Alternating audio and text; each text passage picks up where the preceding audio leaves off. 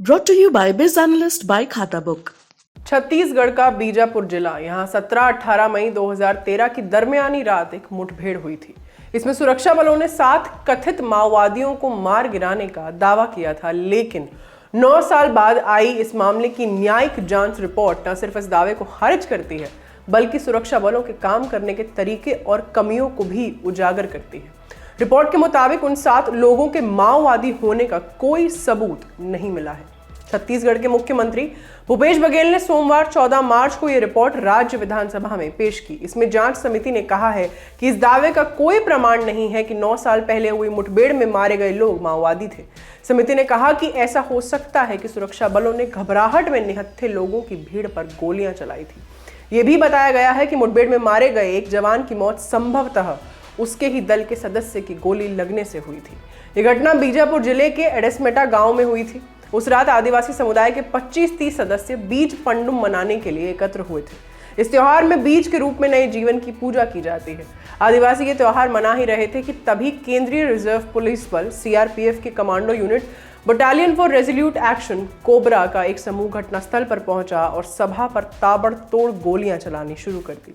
इस हिंसा में एक सीआरपीएफ जवान समेत 8 लोग मारे गए थे। इंडियन एक्सप्रेस की एक रिपोर्ट के मुताबिक घटना के अगले दिन तत्कालीन रमन सिंह सरकार ने इस मामले की जांच के लिए एक सदस्यीय न्यायिक समिति गठित की थी। इसकी जिम्मेदारी हाई कोर्ट के रिटायर्ड जज वीके अग्रवाल को दी गई थी। उन्होंने पिछले साल सितंबर महीने में राज्य सरकार को यह रिपोर्ट सौंप दी थी। 8 सितंबर 2021 को इसे राज्य मंत्रिपरिषद के सामने रखा गया था और अब इसे विधानसभा में पेश कर दिया गया है। भूपेश बघेल द्वारा सदन में रखी गई रिपोर्ट में कहा गया है, सुरक्षा बलों ने आग के आसपास कुछ लोगों को देखा था। पहले ये कहा गया कि जवानों को संभवतः ये लगा कि वो माओवादी हैं, इसीलिए उन्होंने आत्मरक्षा में गोली चलाई, जबकि पहले बताया जा चुका है कि इन लोगों से सुरक्षा बलों को कोई खतरा नहीं था। ये साबित नहीं हो पाया है कि उस जगह पर जो लोग इकट्ठा हुए थे उन्होंने सीआरपीएफ पर कोई हमला करने की कोशिश की थी, इसीलिए सुरक्षा बलों द्वारा आत्मरक्षा में गोली नहीं चलाई गई थी, बल्कि ये संभवतः घबराहट में की गई कार्रवाई थी। अगर सीआरपीएफ के पास प्रभावी गैजेट्स होते और उन्हें खुफिया जानकारी मुहैया कराई गई होती तो इस फायरिंग से बचा जा सकता था। रिपोर्ट के मुताबिक इसकी पूरी संभावना है कि कोबरा कमांडो देव प्रकाश की मौत उनके ही दल के सदस्य की गोली लगने से हुई।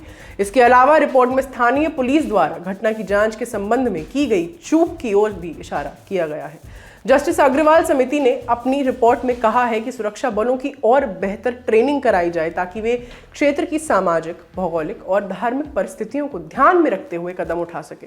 उन्होंने कहा कि खुफिया सूचना की व्यवस्था को मजबूत करने की जरूरत है और सुरक्षा बलों को bullet proof jacket, night vision devices जैसे अत्याधुनिक सुविधाओं से लैस किया जाना चाहिए ताकि उनमें आत्मविश्वास आए और वे घबराहट में कोई कार्रवाई ना करें।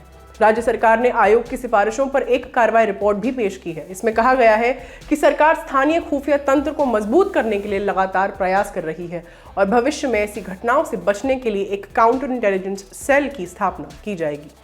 छत्तीसगढ़ राज्य करीब 4 दशकों से माओवाद से प्रभावित रहा है। यहाँ बीजापुर, सुकमा, दंतेवाड़ा और नारायणपुर जिलों में माओवादियों की मौजूदगी ज्यादा है। इसके चलते स्थानीय निवासियों को कई तरह की समस्याओं का सामना करना पड़ता है।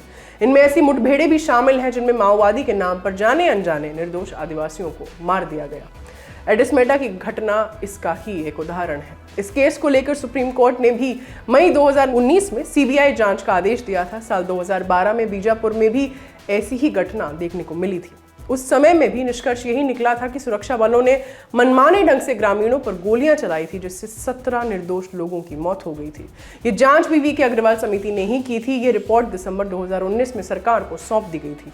इसमें बताया गया था कि सुरक्षा बलों के हाथों मरने वालों में से कोई भी माओवादी नहीं था। हालांकि सरकेगुड़ा की घटना पर सेवानिवृत्त जस्टिस वीके अग्रवाल की रिपोर्ट अभी भी राज्य के कानून विभाग के पास लंबित है।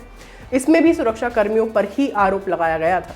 बता दें कि एडिसमेटा की तरह सरकेगुड़ा के लोग भी जून 2012 में बीज पंडुम पर्व के लिए एकत्रित हुए थे, जब सुरक्षा बलों ने नाबालिगों सहित कई लोगों को मार गिराया था।